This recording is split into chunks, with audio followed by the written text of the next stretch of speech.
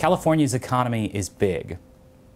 So big that if California were its own country, it could be one of the G8, the group of 8 industrialized economies. That's because its GDP is bigger than that of Italy or Canada, both G8 members, as of 2013.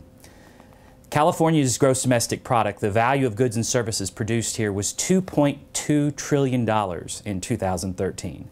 That's more than the 23 smallest U.S. states combined.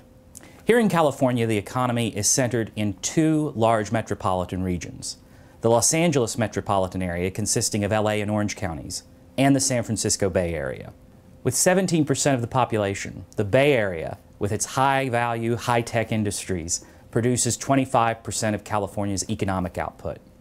Other parts of the state, from Redding in the north to San Diego in the south, contribute to the state's economy, as does rural California, where California's farms and ranches make it the #1 farm state in the U.S.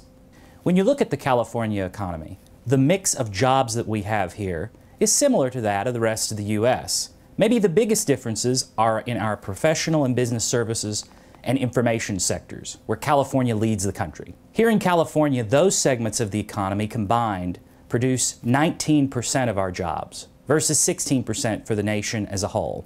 Why does California lead the country in these sectors? Well, it's largely because of our technology industry centered in the Silicon Valley and our entertainment industry centered in Hollywood.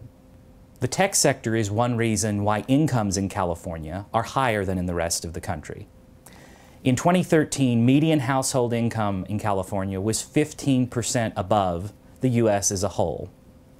Yet a major issue in California is its relatively high cost of living. In this chart, you can see that California has higher housing costs than the rest of the country. Specifically, the average share of income spent on housing in other states' metro areas is much lower than those costs throughout California. California's costs are higher from Bakersfield to the Bay Area, the Inland Empire, San Diego, and especially Los Angeles. California's relatively high cost of living affects people and businesses across the state. The federal government's newer supplemental poverty measure looks at cost of living, and when cost of living is taken into account, California has much higher poverty than the rest of the country.